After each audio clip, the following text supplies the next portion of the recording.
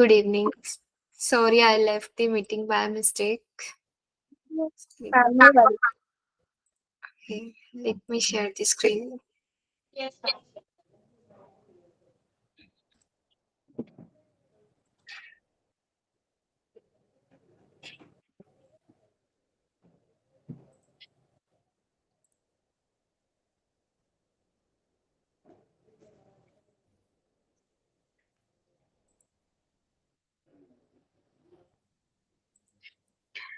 Okay, so in the last class, we discussed about the topic related to our data, like how is the data extraction is done and how do we analyze the data. So, what are the various processes we need to keep in mind while analyzing our data? Okay, Yes, ma'am. some database control. So, next, we discussed about the audit data analytics. Audit data analytics is basically the practice in which we analyze our data using some visualization tools and all. Various types of audit data analytics we discussed, like descriptive, predictive, prescriptive, and diagnostic. Okay, so our next topic is sufficient appropriate evidences. So all the procedures you are doing is to gather some evidences. So whatever you are taking as evidences are, is it sufficient, is it appropriate or not? So, and as an auditor, it is your responsibility, it is your professional judgment that you used to determine whether the evidences you have gathered are sufficient in number as well as are relevant and reliable. Okay. So, audit evidences are basically the information you are gathering when you apply some procedures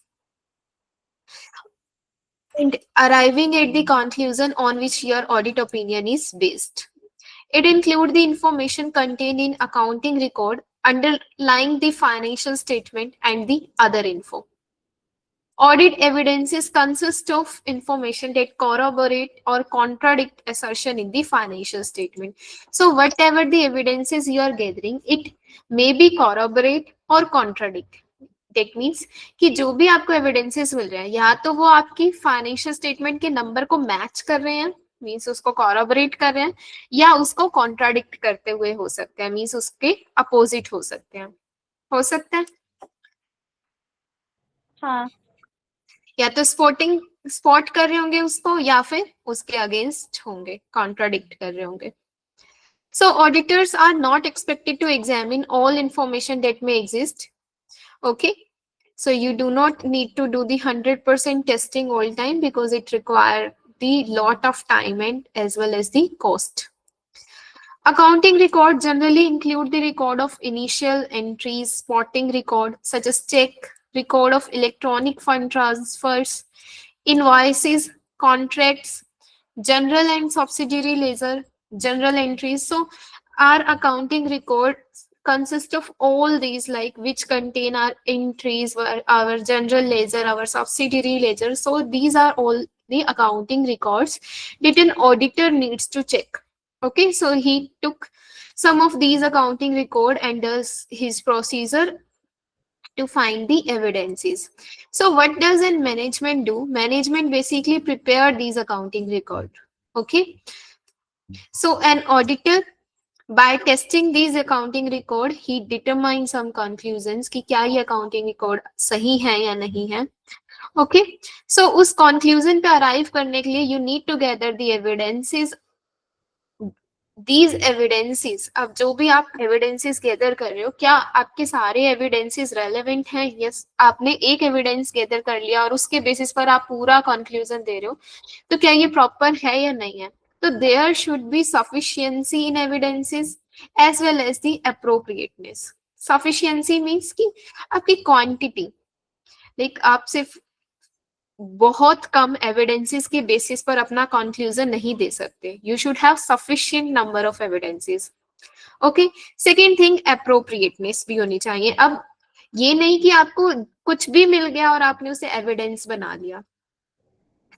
that evidence should be appropriate also. Appropriate मतलब कि वो relevant हो और reliable भी हो. For example, आप account receivable के लिए आप evidences gather कर रहे हो, तो उसमें आपकी external confirmation most reliable बनेगी, ठीक है, रेदर देन कि आप सिर्फ अकाउंटिंग रिकॉर्ड में से चेक कर रहे हो, तो उसके केस में आपकी एक्सटर्नल कंफर्मेशन एक स्ट्रॉन्ग एविडेंसेस बनती है. तो रिलायबल भी होने चाहिए आपके evidences. Is it clear? Yes. The auditor should evaluate information including its source and whether such information corroborate or contradict assertion in the financial statement, and whether the information is sufficiently precise, accurate, and complete for the auditor's purposes. The auditor should determine whether modification or addition to audit procedure are necessary to resolve inconsistency. So when you are gathering the evidences, तो वो evidences आपके क्या हैं? या तो आपकी financial statement के number को corroborate कर रहे होंगे या contradict कर रहे होंगे. ठीक है. In case when you are gathering the evidences and that evidences give you an idea कि क्या आपके procedure sufficient है या नहीं है, इन केस अगर आपको लग रहा है you can modify your procedures also. Okay, अगर आपको लग रहा है कि बहुत सारी मिस्टेक होने के चांसेस हो सकते हैं and you need to do some additional testing also, तो उस केस में आप अपने प्रोसीजर्स को मॉडिफाई कर सकते हो.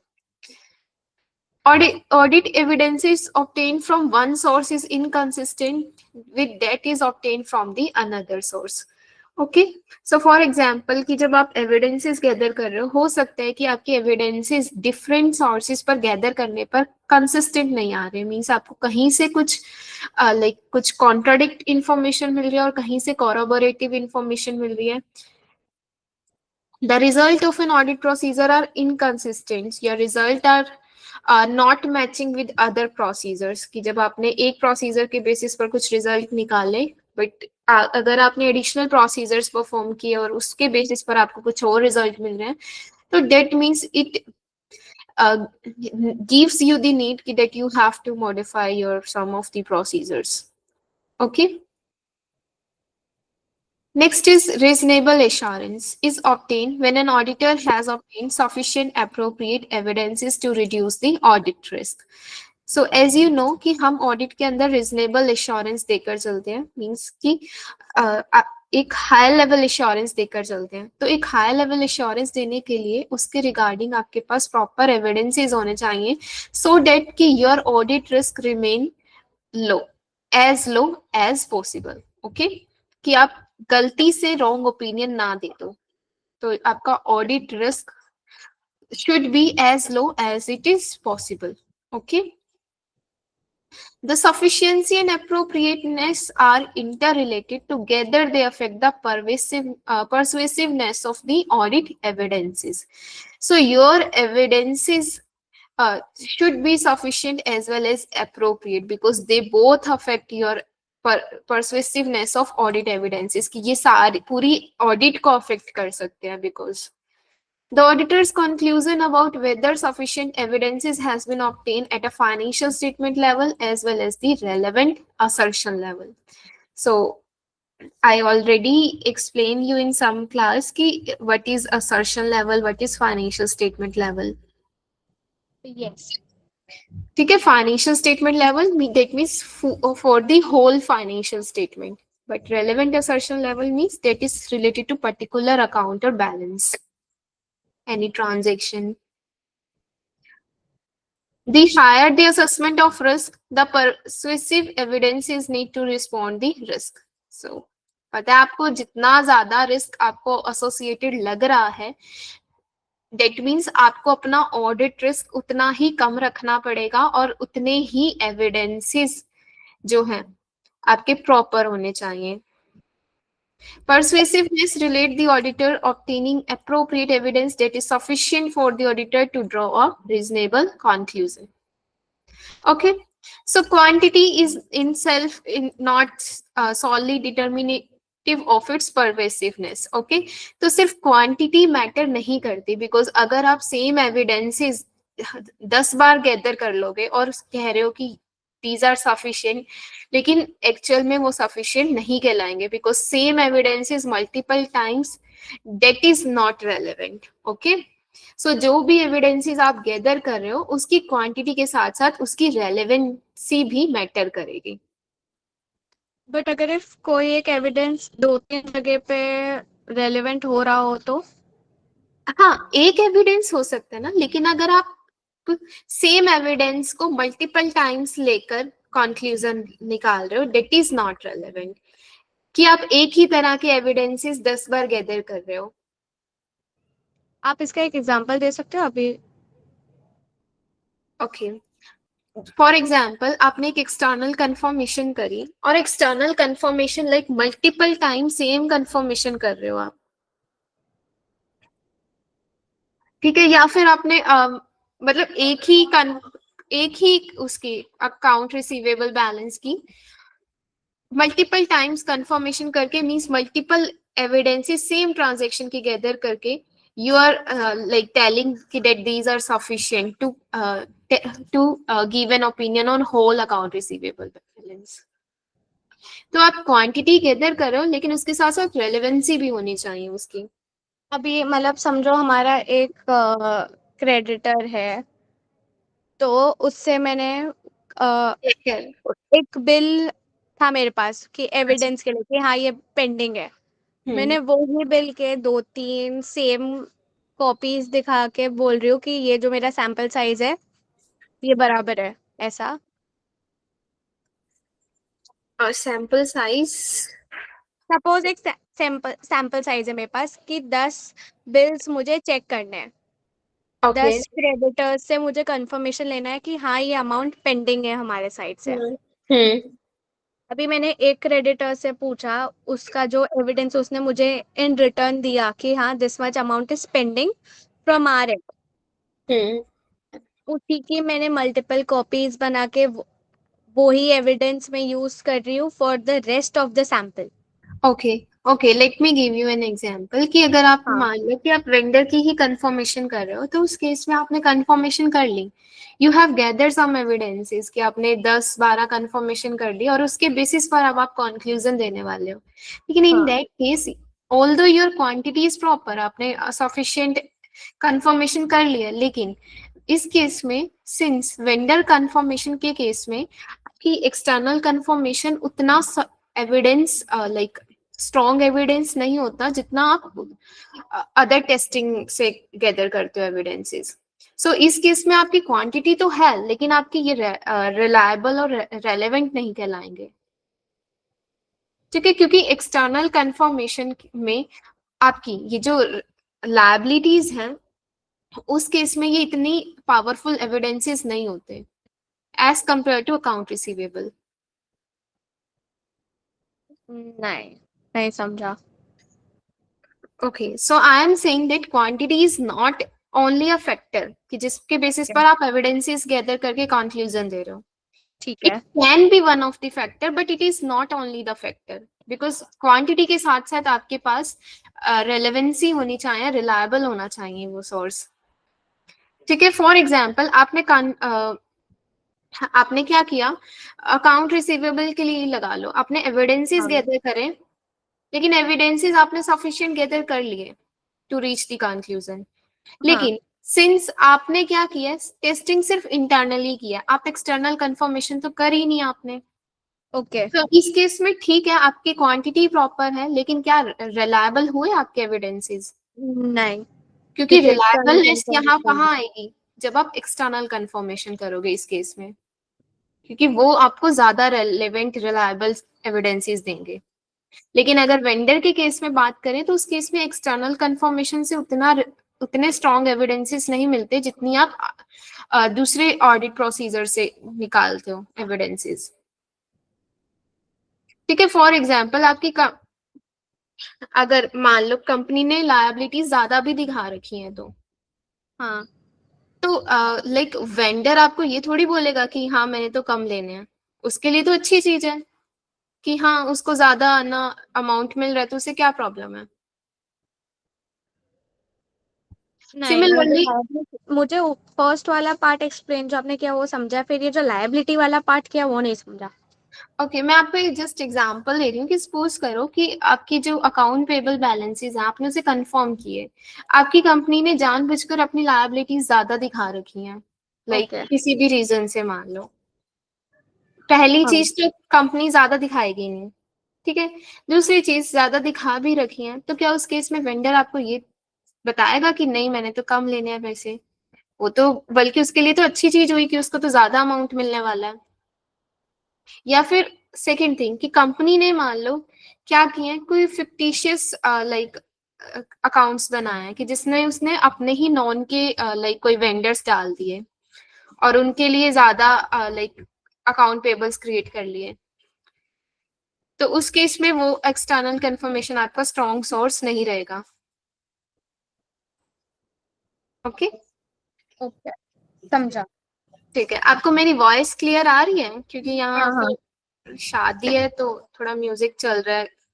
नहीं नहीं, मुझे क्लियर आ रही है, बैकग्राउंड वॉइस नहीं आ रहा है कुछ। अच्छा ठीक है, ठीक है। Next is information to be used as an audit evidences में take different forms which influence the nature of audit procedure may be necessary to obtain or evaluate the information. So for example, oral information obtained through verbal response to an inquiry or external information source.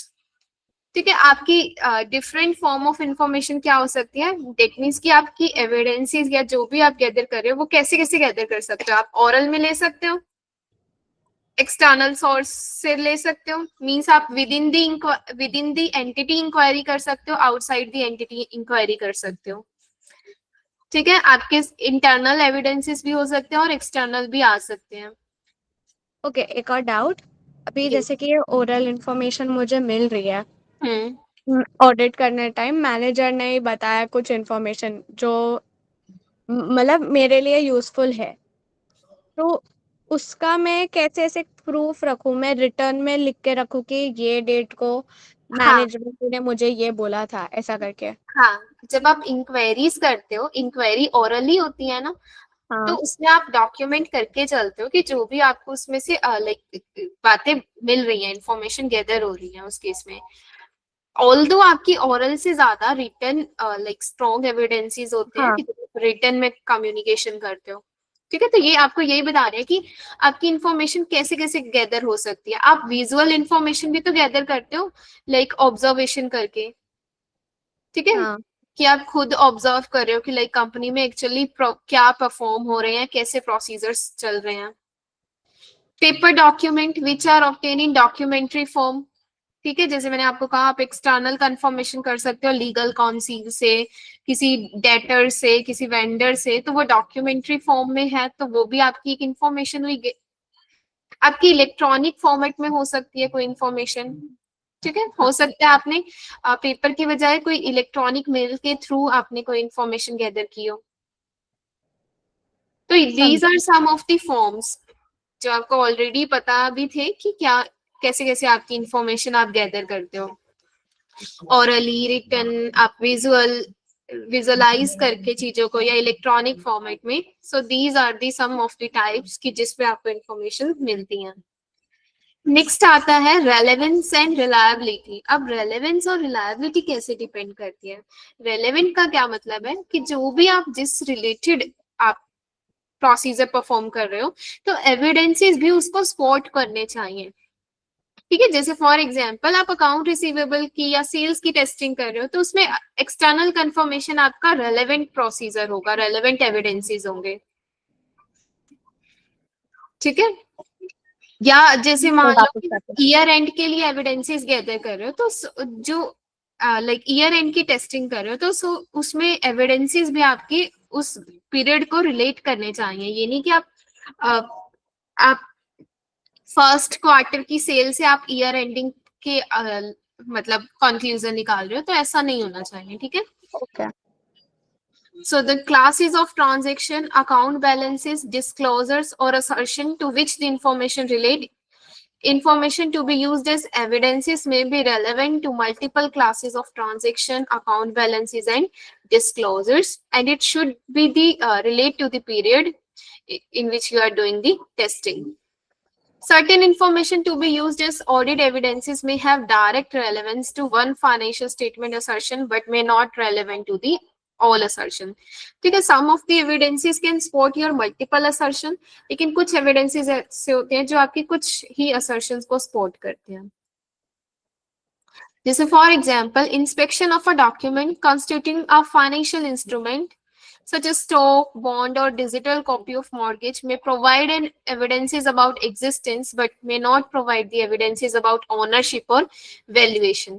ठीक है, जब आप like किसी stock bond के regarding आप document inspection करते हो तो it can give you an idea about the existence कि क्या ये एग्जिस्ट करते हैं या नहीं करते, लेकिन कि ये ऑनरशिप एक्चुअल में किसके हैंड में है या valuation, it can not be like determine on by just inspecting their documents.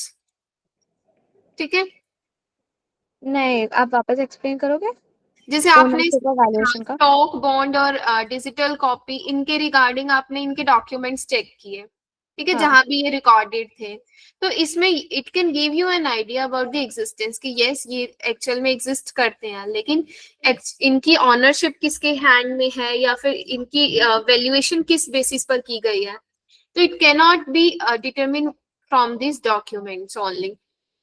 But जो अग्रीमेंट या जो बनता है उससे तो पता चल ही सकता है ना ओनरशिप.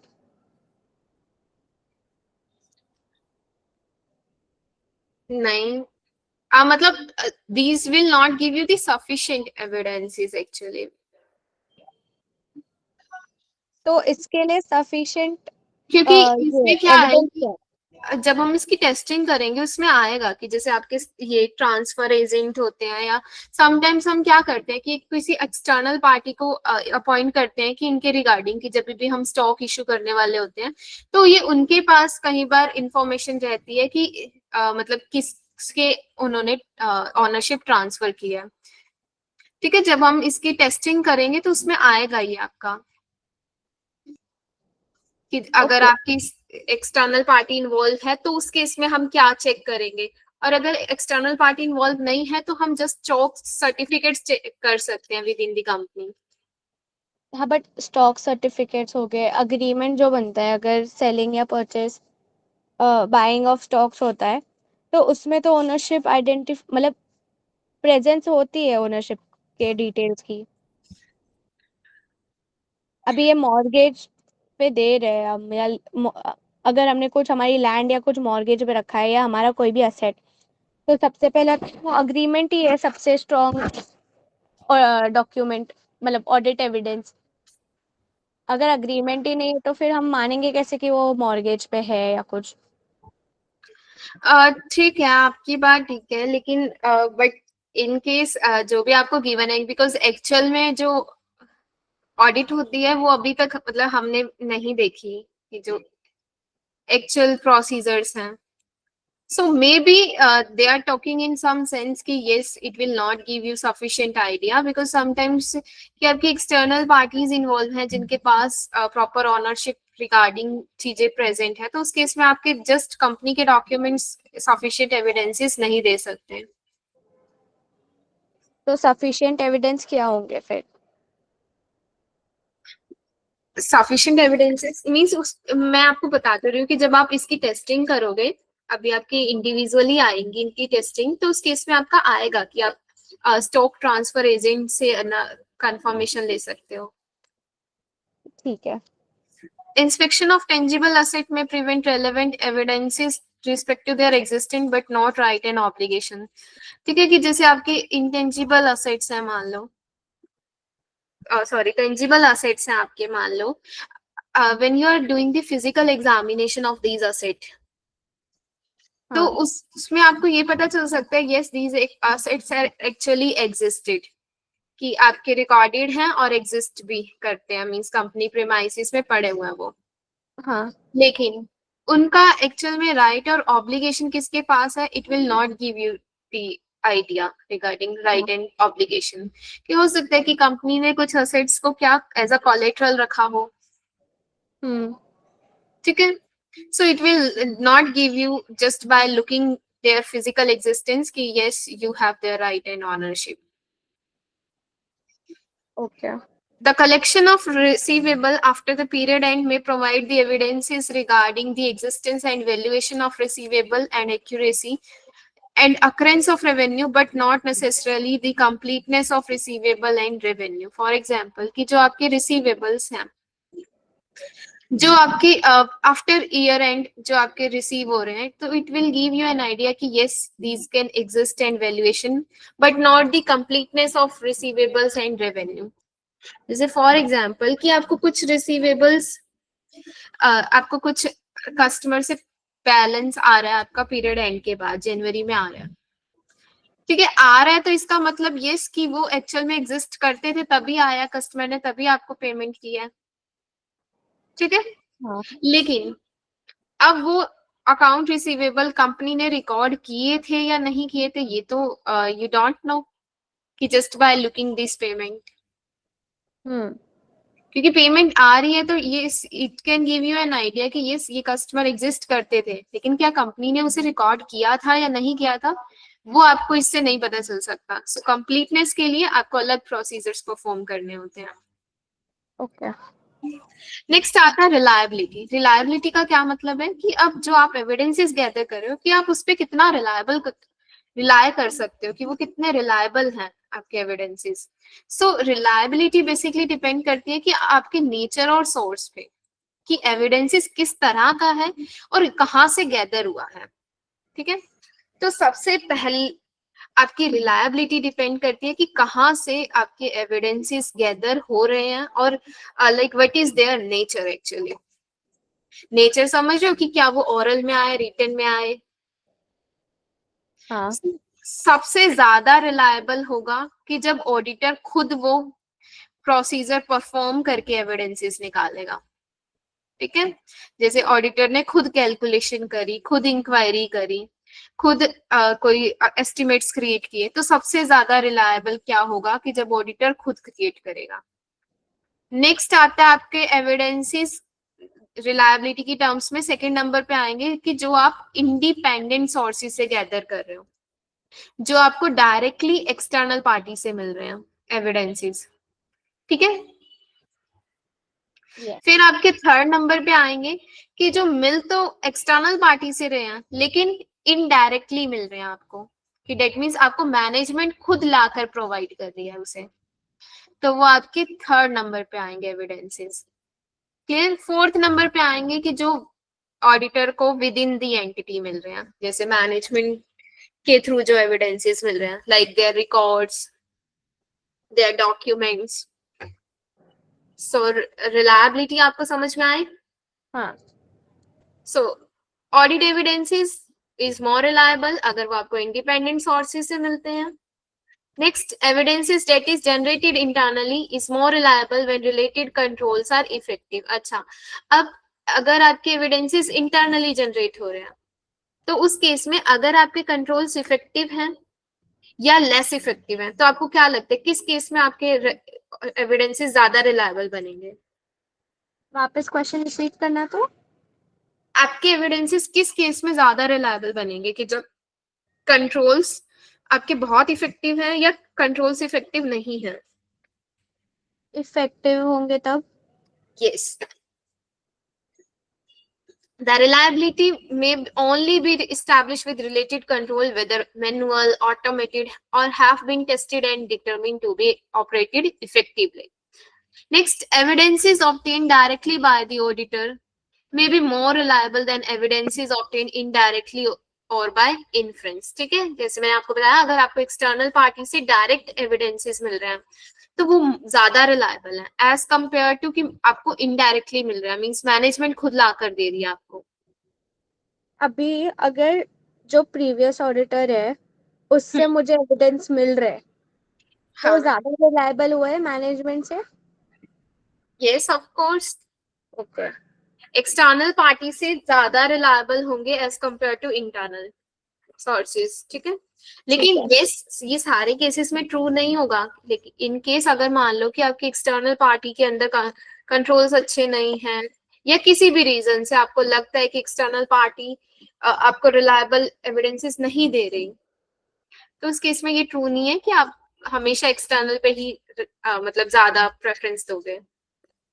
अभी बट मैं कैसे वो चेक करूँ कि यस, एक्सटर्नल पार्टी जो भी है वो रिलायबल है या नहीं, मुझे हाँ, कैसे क्योंकि पता आपका कि सोर्स भी तो रिलायबल होना चाहिए, ठीक है। ऑल्दो यस कि आपके एक्सटर्नल सोर्स ज्यादा ही रिलायबल होंगे as compare to internal, but ठीक 100% it is not true. Audit evidences is more reliable when it is existed in documentary form. पता है आपको, आपकी जो रिटर्न होंगे वो ज्यादा सुपीरियर रहेंगे always as compare to oral. है। हाँ ऑडिट एविडेंसेस, अच्छा, ओरिजिनल डॉक्यूमेंट्स से ओरिजिनल डॉक्यूमेंट ज्यादा रिलायबल एविडेंसेस होंगे as compare to the photo copies और फेक मेल्स, ठीक है, कि जो डुप्लीकेट्स हैं उनसे ज्यादा ओरिजिनल की वैल्यू रहेगी, ये भी पता है आपको. हाँ ओके, नेक्स्ट आते हैं, the reliability of information is to be used as audit evidence is affected by varying degree. The following attribute individually or in combination. The following attributes are relevant when automated tools and techniques are used to obtain the evidences. तो क्या है आपका accuracy? When information has been transformed from its original to an electronic digitized form, the reliability depends on the controls over the information transformation and maintenance. So determine that it is necessary to test the control over transformation and maintenance of the information. कि क्या आपकी information जो भी जा रही है वो accurate है या नहीं है, ठीक है, जो भी आप इंफॉर्मेशन गैदर कर रहे हो या ट्रांसफॉर्म कर रहे हो कि वो उसकी एक्यूरेसी पर डिपेंड करते हैं आपके एविडेंसेस. Is it correct? कि फॉर एग्जाम्पल आपके बिहाफ पे मैनेजमेंट क्या कर रही है, किसी एक्सटर्नल पार्टी से कंफर्मेशन लेकर दे रही है, तो जब कंफर्मेशन सेंड की गई है क्या वो कंप्लीटली मतलब बनाई गई है या नहीं, क्यों हो सकता है कि उसमें मैनेजमेंट ने कुछ ज्यादा लाइक सब एक्यूरेट इंफॉर्मेशन डाली ही ना हो पूछने के लिए. सो जो एविडेंसेस आपके मिल रहे हैं मीन्स बाय ट्रांसफरिंग इंफॉर्मेशन और बाय गैदरिंग सम इंफॉर्मेशन, तो वो इंफॉर्मेशन आपकी एक्यूरेट है यानी it will affect your evidences, reliability of evidences. Next, completeness, आपकी इंफॉर्मेशन कंप्लीट है या नहीं है. तो sufficiency and appropriateness usually depend upon effectiveness of control over accuracy and the completeness. Then आपकी कितनी एक्यूरेट है, और कंप्लीट का मतलब कि पूरी है या नहीं है. ऑथेंटिसिटी, ऑथेंटिसिटी मीन्स कि आपको वो इन्फॉर्मेशन कैसे मिल रही है, किसी ऑथेंटिक पर्सन से मिल रही है या लाइक कोई अनऑथेंटिक पर्सन से आपको वो इन्फॉर्मेशन मिल रही है, तो it will affect your reliability, ठीक है. जैसे फॉर एग्जांपल आपकी डायरेक्ट थर्ड पार्टी से कंफर्मेशन मिल रही है using the work of specialist to access the documents authenticity. So जो आपके सोर्स से मिल रही है वो कितना ऑथेंटिक सोर्स है. जैसे मैंने आपको बताया था कि एक्सटर्नल पार्टी से जरूरी नहीं कि एक्सटर्नल पार्टी वाला एविडेंस हमेशा ही सफिशिएंट और अप्रोप्रिएट हो, ठीक है. अगर वो आपकी पार्टी ऑथेंटिक नहीं है means they have some problems in their control और देयर मार्केट में जो उनका नेम है वो इतना अच्छा नहीं है, तो उस केस में लाइक आपको लगता है कि उसके जो एविडेंसेस मिल रहे हैं वो इतने रिलायबल ना हो मे बी. ओके, नेक्स्ट आता है ससेप्टिबिलिटी टू मैनेजमेंट बायस की. अब वो इंफॉर्मेशन जो आप गैदर कर रहे हो लाइक इंटरनली ले रहे हो या एक्सटर्नली ले रहे हो, तो उसमें मैनेजमेंट का कितना अफेक्ट हो सकता है, कि क्या मैनेजमेंट उस इंफॉर्मेशन पर इन्फ्लुएंस डाल सकती है या नहीं.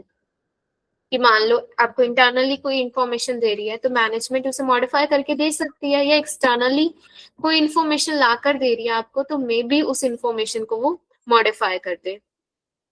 So how much the information is susceptible to the management bias, it will affect its reliability. Okay. yes The auditor is required to exercise professional judgment which impact the management bias in evaluating the reliability of information from the external sources. Determining management bias involves the ability of an entity to influence the external information sources okay, कि management कोई जो externally आप information ले रहे हो या internally ले रहे हो उसको कितना इन्फ्लुएंस कर सकती है, that is called the management bias. Okay, yes. Next आता है आपका कॉरबोरेटिव और कॉन्ट्राडिक्टिव इंफॉर्मेशन। कॉरबोरेटिव होती है कि विच इंफॉर्मेशन जो आपकी सपोर्ट कर रही है किसी रिकॉर्ड को, और कॉन्ट्राडिक्टरी का मतलब कि जो कॉन्ट्राडिक्ट कर रही है, मींस उससे डिफरेंट है वो information. Okay, so as an auditor आपकी क्या ड्यूटी रहेगी कि आपको कॉरबोरेटिव और कॉन्ट्राडिक्टरी आपको एविडेंसेस जो मिल रहे हैं, you need to gather them, कि आपको हमेशा ऐसे फोकस नहीं रखना कि ये जो कॉरबोरेट कर रहा है उस पे ज्यादा आप फोकस रख रहे हो एज कंपेयर टू जो कॉन्ट्राडिक्ट कर रहे हैं एविडेंसेस। ठीक है, कि आप हमेशा वही एविडेंसेस को प्रेफरेंस दे रहे हो कि जो कॉरबोरेट कर रहे हैं, मीन सपोर्ट कर रहे हैं, लेकिन जरूरी तो नहीं कि जो सपोर्ट कर रहे हैं वो करेक्ट ही हो आपकी। और हाँ। ऐसे भी नहीं कि हमेशा इंफॉर्मेशन गलत ही हो तो आप हमेशा कॉन्ट्राडिक्टरी एविडेंसेस ही ढूंढ रहे हो। So you need to gather the evidences जो आपके मतलब लाइक सपोर्ट करते हैं और जो आपके बेसिकली प्रॉपर हो। ठीक है, चाहे वो कॉरबोरेट हो चाहे कॉन्ट्राडिक्टरी हो। Okay, any doubt till here? No, समझा मुझे। ओके, नेक्स्ट आते हैं sources of information to be used as audit evidences. अब आप इंफॉर्मेशन कहाँ से गैदर कर सकते हो? First, management is your primary source of gathering information. It is the management जो आपके अकाउंटिंग रिकॉर्ड्स प्रिपेयर करती है, लाइक फाइनेंशियल स्टेटमेंट, उनसे related disclosure. So primary source क्या है आपकी इंफॉर्मेशन का? मैनेजमेंट। हाँ। This information may be stored by entity within the IT system or in remote server. Management may also employ or engage a specialist who may provide information to be used as audit evidence. ठीक है, it may be possible कि management कुछ specialist भी involve कर सकती है कि अगर आपको कुछ अदर इंफॉर्मेशन चाहिए तो उसके लिए। Accounting record and an example of information provided by the management that is obtained from financial reporting process and may include records of the initial accounting entries. Next आते हैं external information sources and external parties. ये तो होगी with in the entity. अब आपकी externally भी में information मिलती है। हाँ। ठीक है, आप किसी एक्सटर्नल लीगल काउंसिल, किसी वेंडर, किसी डेटर्स, किसी से इंक्वायरी कर सकते हो, किसी से कंफर्मेशन ले सकते हो, बैंक कंफर्मेशन ले सकते हो, आप किसी प्रीवियस ऑडिटर से पूछ सकते हो। So these are some sources of your external information sources. External information include pricing services, governmental organizations, central bank, recognized stock exchanges, media, academic journal. Okay, so it include prices and pricing related data, macroeconomic data, credit history data. So these are some of the external information. ठीक है, आपको company से related कोई general published हुए हैं या किसी ने कंपनी से रिलेटेड रिपोर्ट्स पब्लिश की हैं तो वो आपकी क्या है, एक एक्सटर्नल इंफॉर्मेशन है। कोई कंफर्मेशन ले रहे हो आप बैंक से, किसी थर्ड पार्टी से। External individual or organization cannot, in respect of any particular set of information, to be both external and management specialist, a service organization, and an auditor specialist. So आपकी जो external individual है, it cannot be both an external source information as well as a management specialist. कि मान लो आपकी management specialist जो means management के लिए work कर रहे हैं और as well as third party जहां से आप कंफर्मेशन ले रहे हो, it cannot be a same person, same service organisation, same as auditor specialist. ठीक है, it is clear? Service organisation मतलब? सर्विस ऑर्गेनाइजेशंस क्या होती है कि क्या होता है कि समटाइम्स हम कोई कंपनी अपना कुछ प्रोसेस को आउटसोर्स कराती है, जैसे पेरोल मेनली, कि पेरोल की जो भी ट्रांजेक्शन्स होगी, जो भी कैलकुलेशंस होंगी, जो भी रिकॉर्ड्स होंगी, वो कंपनी ना करके बल्कि किसी और कंपनी को अपॉइंट कर रही है कि जो उसके बिहाफ पर ये सर्विस प्रोवाइड करे. सो दिस इज हाँ. Called service organisation. ओके. ठीक है. Next is use of management specialist. अब मैनेजमेंट स्पेशलिस्ट जब आप यूज करने वाले हो तो हमने एक्सटर्नल स्पेशलिस्ट के रिगार्डिंग पढ़ा था कि जब भी हम एक्सटर्नल स्पेशलिस्ट को अपॉइंट करते हैं तो हमें फर्स्ट ऑफ ऑल ये देखना होगा कि वो कॉम्पिटेंट है या नहीं है, उसके पास कैपेबिलिटी है या नहीं है, एंड देयर ऑब्जेक्टिविटी, हाँ. their understanding of the work of specialist you need to understand. हम एक्सटर्नल के लिए तो इंडिपेंडेंस भी चेक करते हैं, लेकिन in case when an auditor decide to use some management specialist, तो उस केस में आपको क्या क्या चीजें ध्यान में रख के चलनी है कि जो स्पेशलिस्ट आप यूज करने वाले हो, इट इज कॉम्पिटेंट और not, capable or not, has objectivity or not, understanding of the work of specialist, their appropriateness of specialist work as audit evidences for the relevant assertion. ठीक है कि उनका work कितना appropriate है. Nature, extent and timing में be affected by such matter. जैसे मैंने आपको बताया था कि आपने उनका वर्क किस एक्सटेंट तक यूज करना है, या अगर आप उन्हें लाइक कोई वर्क असाइन कर रहे हो तो कितने एक्सटेंट तक असाइन करना है. इट विल डिपेंड कि आपकी जो भी मैटर है, जो भी उससे रिगार्डिंग कितना रिस्क एसोसिएटेड है, ये कितनी उसमें प्रोफेशनल जजमेंट की जरूरत है. The nature and complexity of matter, the risk of material misstatement, because अगर आपको ज्यादा रिस्क दिख रहा है किस एरियाज में, तो उस केस में आप क्योंकि management specialist they are not the independent people, so you can't blindly assign them the work. The availability of alternative source of audit evidences, the nature, scope, and objective of work of management specialist. Is it clear? Yes, clear. Whether the management specialist is employed by entity or a party engaged by it to provide relevant services, the extent to which management can control कि अब specialist का work use करने वाला है, तो अगर वो management specialist है तो it is possible that management can affect और have an influence on their work. So you need to determine also कि मैनेजमेंट उसके वर्क को कितना इन्फ्लुएंस कर सकती है. Auditor's previous experience, like in case if you have performed the audit in the previous years and you have used their work in previous year, so how much is your experience with them? It can also affect their work. Okay. The competence, capability, and objectivity of management specialist and any controls within the entity over that specialist work are important factor with regard to reliability of any information produced by the management specialist. So their competence and capability level can affect their work. Okay. Like if a person is more competent, like they have proper knowledge, they have proper expertise, that means their work will be more reliable as compared to a person who is just a newly learned person. Similarly, their capability also affect their work.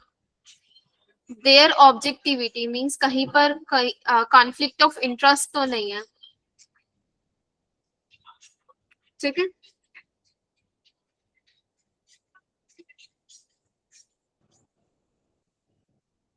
Am I audible? Yes, you are audible. Okay. Next is information regarding competence, capability, and objectivity of a management specialist may come from variety of sources such as the following. So, अब आपको कैसे पता चलेगा कि management specialist कितने competent, कितने capable हैं? How will you know? So you can gather these information by some personal experience.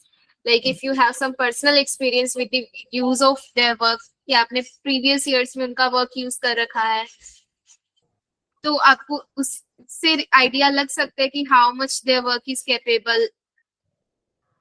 Discussions with the specialist, आप उनसे इंक्वायरीज करके देख सकते हो। जिन्होंने उनका वर्क यूज कर रखा है आप उनसे डिस्कशंस कर सकते हो।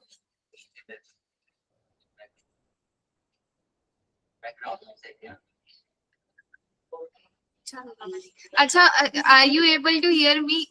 Yes yes, I am able to hear you. Music की आवाज नहीं आ रही आपको? नहीं, मुझे म्यूजिक बिल्कुल नहीं सुनाई दे रहा है आपके बैकग्राउंड में। अच्छा, हाँ, यहाँ बहुत ज्यादा नॉइस है ना एक्चुअल में नहीं, बैकग्राउंड। मुझे अभी तक सुनाई नहीं दे रहा है ऐसा बैकग्राउंड नॉइज। ठीक है। पब्लिश्ड पेपर और books written by the specialist, ठीक है, इनकेस स्पेशलिस्ट ने कोई अपने वर्क पब्लिश कर रखे तो आप उसके रिगार्डिंग उसे रीड करके इंफॉर्मेशन गैदर कर सकते हो रिगार्डिंग देयर कॉम्पिटेंस और कैपेबिलिटी। ठीक है, इट इज सेल्फ एक्सप्लेनेटरी कि आपको किसी की कॉम्पिटेंसी, किसी की कैपेबिलिटी चेक करनी है तो कैसे चेक करोगे? उनके काम को देखकर आप उनसे कुछ एडिशनली इंक्वायरी कर सकते हो, या किसी ने उनसे वर्क करवा रखा है आप उनसे पूछताछ कर सकते हो कि yes how they have perform their work. एक क्वेश्चन है कि जैसे कि अभी उन्होंने जो उनका काम किया है, उनके जो डॉक्यूमेंट्स है, अगर हमें वो चेक करने हो या देखने हो तो उसकी परमिशन भी हम मैनेजमेंट स्पेशलिस्ट से लेंगे कि मैनेजमेंट से लेंगे? आप मैनेजमेंट से ले सकते हो। बट अब जैसे कि अगर हमें प्रीवियस ऑडिटर का जो उन्होंने डॉक्यूमेंट्स बनाए हैं या एविडेंस या हाँ, कुछ भी वो रिलेटेड है तो हम सीधा ऑडिटर से परमिशन ले रहे क्योंकि वो ऑडिटर की प्रॉपर्टी हुई। तो सेम वे अगर इफ ये मैनेजमेंट देखो स्पेशल मैनेजमेंट तो आपको परमिशन देगी लेकिन जिनके डॉक्यूमेंट्स हैं वो उन पे डिपेंड करते हैं कि वो आपको दिखाएंगे या नहीं दिखाएंगे। ठीक है, ओके। जैसे प्रीवियस ऑडिटर के भी केस में आप इंक्वायरी करने के लिए मैनेजमेंट से परमिशन लेते हो, लेकिन हाँ, अब वो it is up to the previous auditor कि वो आपको अपने डॉक्यूमेंट्स दिखाना चाहता है या नहीं दिखाना चाहता, और अप टू व्हाट एक्सटेंट वो दिखा सकते हैं आपको। तो ओके। उसके रिगार्डिंग मैनेजमेंट की कोई रिस्पॉन्सिबिलिटी नहीं है कि यस कि वो जाकर उन्हें इन्फ्लुएंस करेगी। हाँ, तो सेम वे मैनेजमेंट स्पेशलिस्ट का भी वही है ना कि अगर if he wants to he can, yes, अगर उन्होंने मना कर दिया तो we can't do anything. Yes, clear, okay.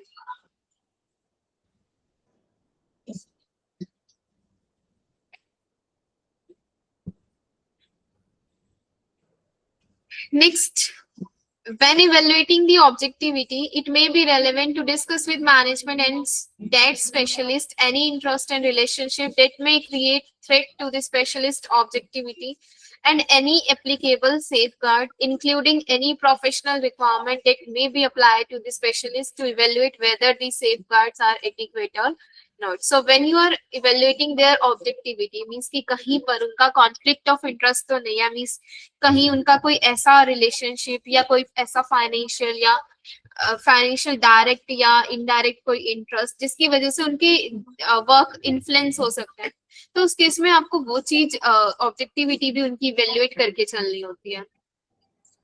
ठीक है, कि कोई उनका फाइनेंशियल इंटरेस्ट तो नहीं है कंपनी में, कि अगर सपोज करो स्पेशलिस्ट ने कुछ शेयर्स होल्ड कर रखे हैं कंपनी के, या कोई बिजनेस या पर्सनल रिलेशनशिप, मींस कि वो स्पेशलिस्ट कोई हो सकता है कि कोई सीईओ की वाइफ हो, या मींस कोई बिजनेस रिलेशन हो, या फिर कोई पर्सनल रिलेशन हो, or provision of other services, like if they're providing any other services, so these can influence their objectivity. ठीक है, यस। अब उनके वर्क कितना अप्रोप्रिएट है, so you need to consider that whether the work of auditor special management specialist is appropriate or not.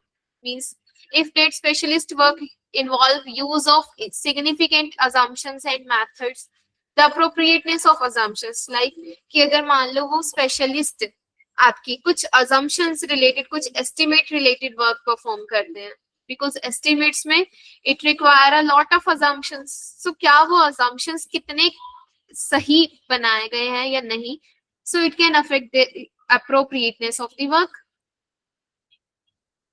their methods कि which method are they using. Significant sources of data, जैसे हमने accounting estimate के case में पढ़ा था कि कौन सी assumptions use की गई हैं, कौन से मेथड्स यूज किए गए हैं, कहाँ से इंफॉर्मेशन गैदर की गई है, ठीक है. It can affect the work of the specialist, ठीक है. The relevance and reasonableness of specialist finding or conclusions, the consistency of the finding or conclusion with the other audit evidences.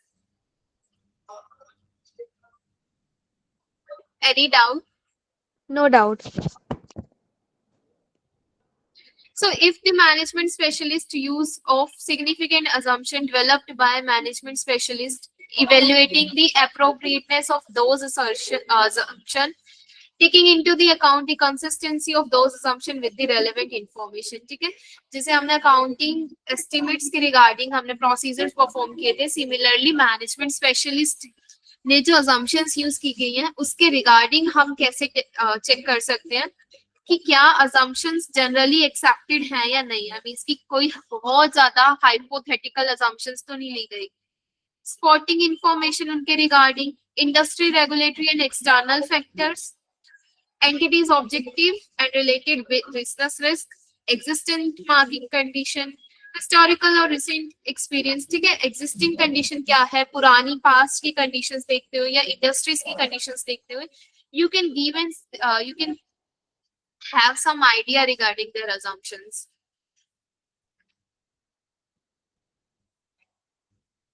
Okay, you can also, like, if they have used certain kind of model, you can also inquire with them, read their description of the model. Testing control over entities, evaluation of the specialist work, testing mathematical accuracy, accessing input to and output from the model. Okay. Okay.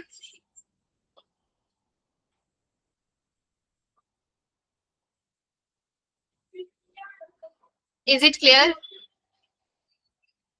Yes, yes, it is clear. मैं mute पे थी. Okay. Affected data affect the relevance and reliability of work. The result of audit procedure over internal or external data, significant assumptions and methods, the nature of any restriction, disclaimer, and limitation in specialist report, consistency of specialist work, so it can affect the relevance and reliability of the management specialist work. You can also perform certain additional procedure if management specialist finding or conclusion appear to contradict the relevant assertion. तो जिस अगर आपने management specialist को कुछ work perform करने के लिए दिया और या फिर you are using their work और उनके वर्क को यूज करके you are finding that there are certain contradictions are arising, तो उस केस में आप एडिशनल टेस्टिंग कर सकते हो. The finding and conclusion of management specialist are inconsistent with other information, ठीक है. कि अगर आपकी जो भी इंफॉर्मेशन है वो कहीं कॉन्ट्राडिक्ट कर रही है, लाइक आपने कोई एक्सटर्नल इंफॉर्मेशन ली है या कोई और एविडेंसेस आपने गैदर किए, तो अगर उससे कॉन्ट्राडिक्ट कर रही है तो you can perform certain other procedures also. The management specialist report or equivalent communication contain restriction, disclaimer, or limitation regarding the auditor use of the report or communication. ठीक है. तो मैनेजमेंट की रिपोर्ट में there में भी certain restriction, disclaimer हो सकते हैं. हो सकता है. The auditor has identified exception in performing procedures related to data, significant assumption or method. The auditor has doubt about competence, capability, or objectivity of management specialist. The management specialist has conflict of interest relevant to the specialist work. Okay, so it can have certain impact कि जब भी उनकी conclusions, findings use कर रहे हो, तो you need to consider this कि अगर आपको लग रहा है कि you have to perform certain additional procedure, you can perform. Okay. Yes. Okay. The auditor may develop information to be used as audit evidences. For example, an auditor may accumulate or analyze industry trends used in audits of entities in that industry. The auditor may also employ or engage a specialist to assist the auditor on developing audit evidences, which could develop an independent expectation to evaluate the reasonableness of an accounting estimate. तो जैसे आपने accounting estimates की testing की थी, similarly आप management specialist के work के लिए भी आप कर सकते हो कि you can analyse industry trends और उसके अकॉर्डिंग क्या वो assumptions लाइक कंपेरेबल है या नहीं है, और you can also perform certain independent like procedures to get some accounting estimate. समझा. Information to be used as audit evidences may be obtained directly or derived individually or in combination from different sources. So these are basically same कि जब भी आप information gather करते हो, it can be obtained directly or maybe different sources से आपको मिल सकती है. So जब आप management specialist के work के regarding information gather कर रहे हो, तो it may be obtained from single party or maybe from multiple sources. In certain circumstances, the information may be a combination of management and external parties. Like if an entity develops a distributed ledger to capture its transaction, there may be a few or many other external parties distributing in the participating in the transaction or contributing to the information included in the distributed ledger. Therefore, the source of information is not solely the management, but maybe external party also. Okay, कि हो सकते हैं कि external parties ने specialist का work use कर रखा हो, तो you can gather the evidences from the external party also regarding the work. Okay. हाँ. Okay.